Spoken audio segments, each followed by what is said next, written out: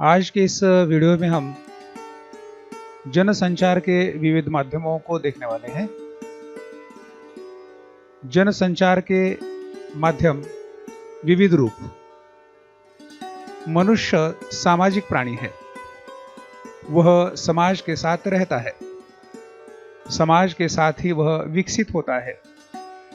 वह समाज का एक अंग है और उसी से समाज बनता है।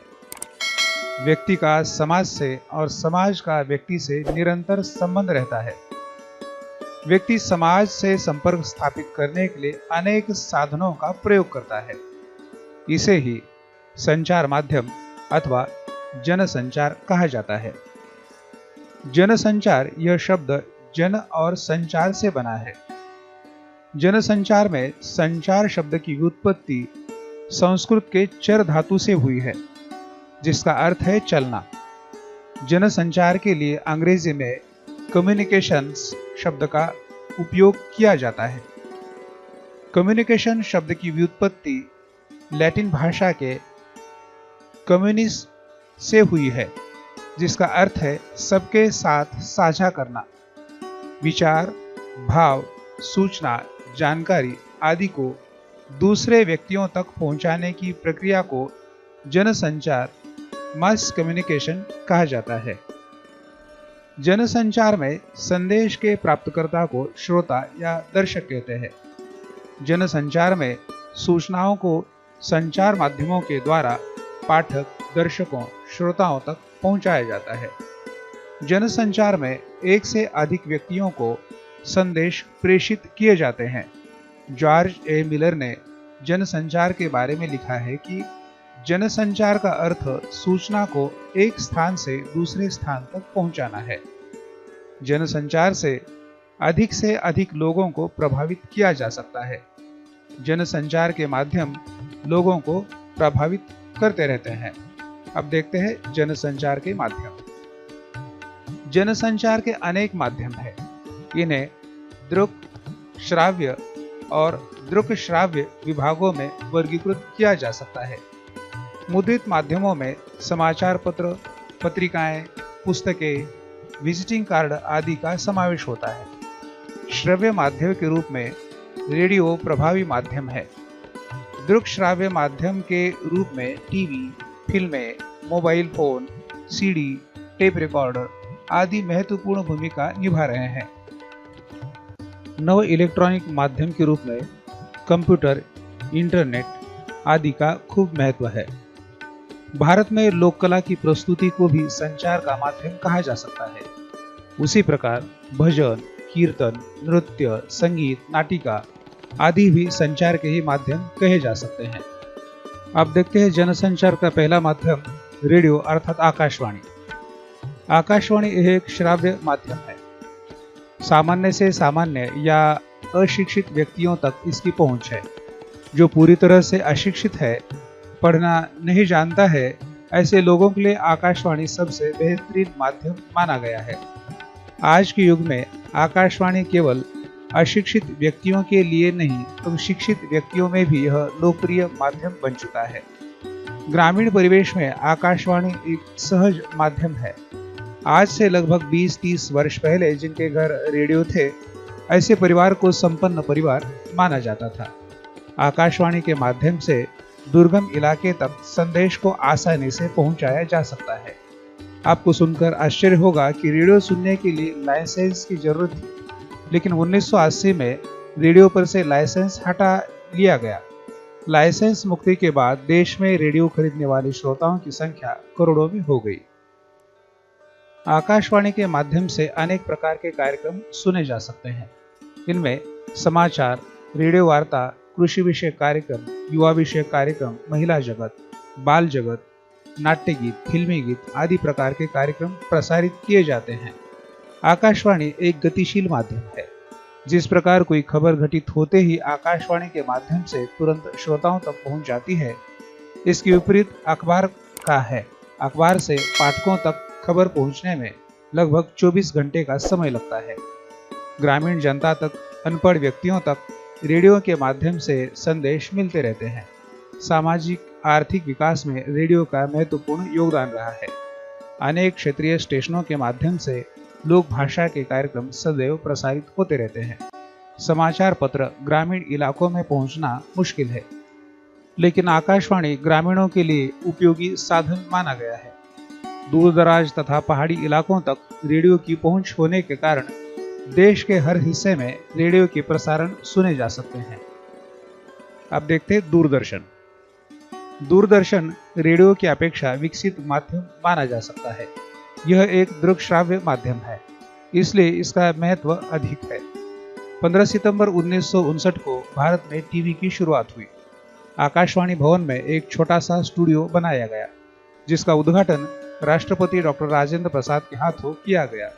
धीरे धीरे 1961 से दूरदर्शन के कार्यक्रम नियमित रूप से प्रसारित होने लगे। 15 अगस्त 1965 के बाद प्रतिदिन 1 घंटा प्रसारण होने लगा। 2 अक्टूबर 1972 को दिल्ली के अतिरिक्त मुंबई में दूरदर्शन केंद्र शुरू किए गए। देश के अनेक भूभागों में दूरदर्शन के केंद्र खोले गए। अनेक उपग्रहों के माध्यम से दूरदर्शन के प्रसारण की भौगोलिक सीमा बढ़ाई गई। 1 जनवरी 1976 को दूरदर्शन विज्ञापन का माध्यम बना। शुरुआती समय में स्थिर चित्र वाले विज्ञापन होते थे। आगे चलकर विज्ञापनों में भी काफी बदलाव हुआ। दूरदर्शन ने अनेक प्रायोजित कार्यक्रम शुरू किए। इन प्रायोजित कार्यक्रमों के माध्यम से दूरदर्शन की लोकप्रियता और भी अधिक मात्रा में बढ़ गई। आज दूरदर्शन पर मौसम की जानकारी, कृषि कार्यक्रम, बाल जगत, महिला जगत, आरोग्य, उद्योग, व्यापार, राजनीति, मनोरंजन, नाटक, फिल्में, गीत, संगीत आदि कई प्रकार के कार्यक्रम प्रसारित होते हैं। उसी प्रकार समय समय पर समाचार भी प्रसारित होते हैं। लेकिन आज की बात की जाए तो टीवी के अनेक चैनल शुरू हो चुके हैं। हर एक चैनल की अपनी विशेषता है। कुछ चैनल स्वास्थ्य विषयक है, कुछ मनोरंजन के चैनल है, तो कुछ चैनलों पर अर्थ विषयक जानकारी दी जाती है। उसी प्रकार खेलों से संबंधित भी अनेक चैनल देखे जा सकते हैं। इन चैनलों के साथ साथ एक विशेष प्रकार के चैनल भी देखे जा सकते हैं। समाचार चैनल पर पूरी तरह से 24 घंटे केवल समाचार ही प्रसारित होते रहते हैं। इन चैनलों पर विविध विषयों की जानकारी, परिचर्चा, वृत्तांत, आंखों देखा हाल, तकनीकी शिक्षा, इन विषयों से जुड़े समसामयिक प्रश्न आदि का प्रसारण निरंतर जारी रहता है। दृक्श्राव्य होने के कारण दूरदर्शन महत्वपूर्ण जनसंचार माध्यम माना गया है। हजारों किलोमीटर दूरी पर संपन्न होने वाले कार्यक्रम घर बैठे उसी समय देखे जा सकते हैं। इसलिए दूरदर्शन का प्रभाव छोटे से लेकर बड़ों तक दिखाई देता है। दूरदर्शन पर अनेक प्रकार के राष्ट्रीय कार्यक्रम दिखाए जाते हैं, जिसका प्रसारण समूचे देश में किया जाता है।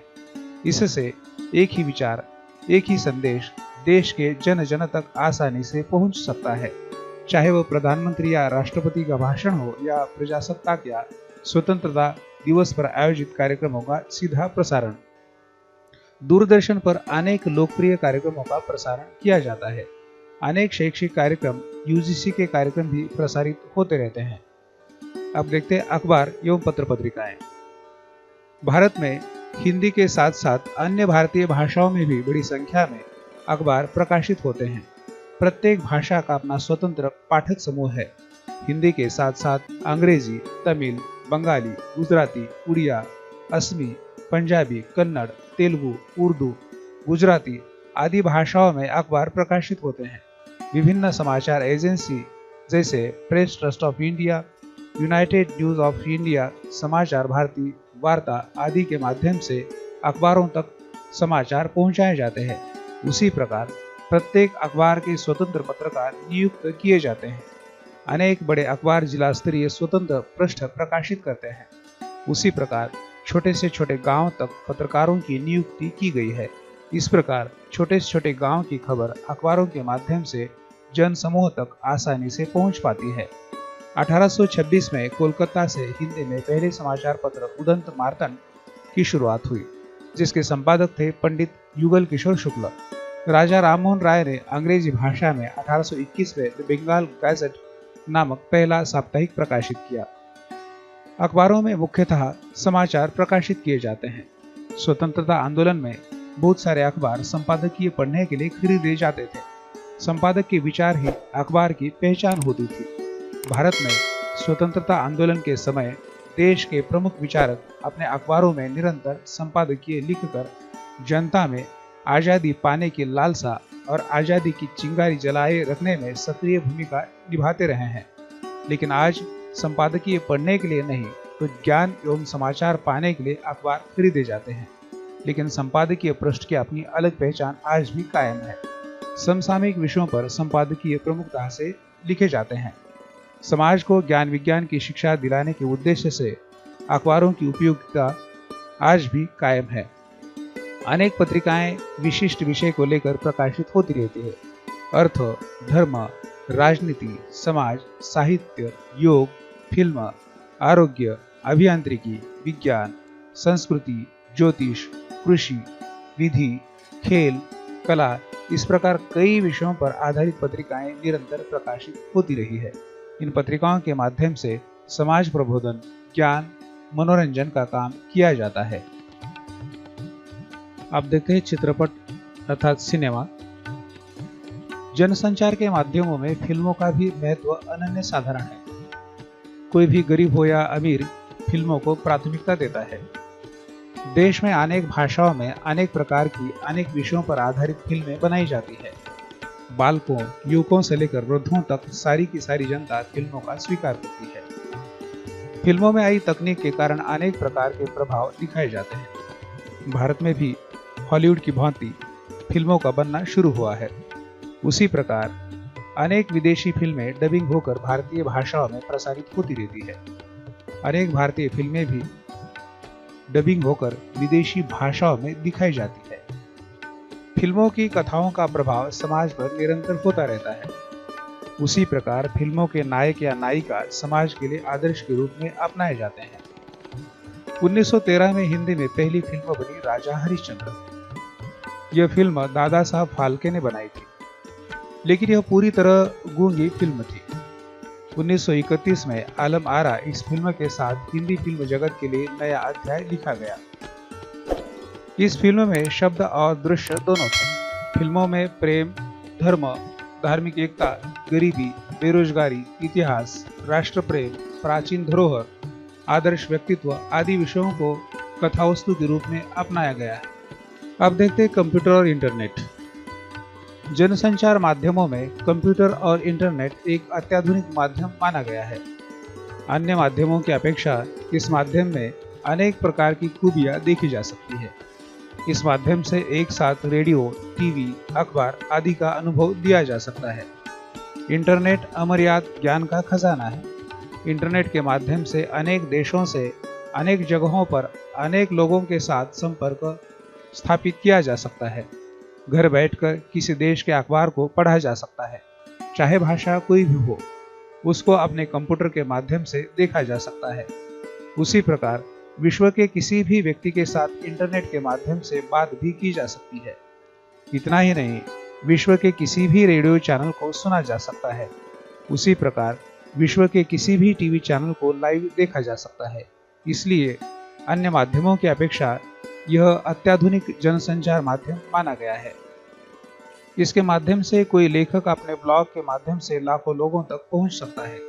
उसी प्रकार यूट्यूब या अन्य माध्यमों के द्वारा लाखों लोगों तक अपनी बात, अपना विचार आसानी से पहुंचाया जा सकता है। इसलिए अन्य माध्यमों से कुछ हटकर अपनी स्वतंत्र पहचान इंटरनेट के द्वारा स्थापित की जा सकती है। आज के इंटरनेट के माध्यम से ज्ञान, मनोरंजन आसानी से प्राप्त किया जा सकता है।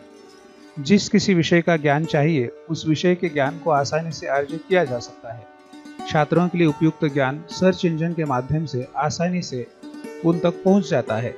उसी प्रकार विविध प्रकार के कायदे, कानून, अधिनियम, सरकारी आदेश, नौकरी विषयक विज्ञापन तथा आवेदन आदि के लिए इंटरनेट का ही आधार लिया जा सकता है। इंटरनेट के माध्यम से ही अन्य माध्यमों का विकास सहजता से हो रहा है। बाकी माध्यम अनेक कामों के लिए इंटरनेट पर ही निर्भर रहते हैं। इंटरनेट को ही वैश्विक अंतर्जाल माना जाता है।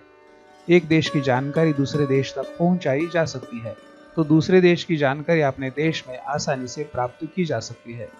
आज इंटरनेट के द्वारा ईमेल, उसी प्रकार वीडियो संदेश, आपसी वार्तालाप, मीटिंग लेना भी आसान हो चुका है।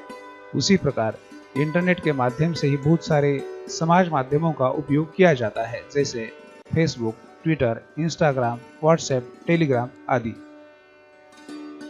अब देखते हैं सारांश। इन जनसंचार माध्यमों को देखने के बाद हम पाते हैं कि प्रत्येक जनसंचार माध्यम के विशेष गुण हैं। इन गुणों के लिए ही जनसंचार माध्यमों को अपनाया जाता है।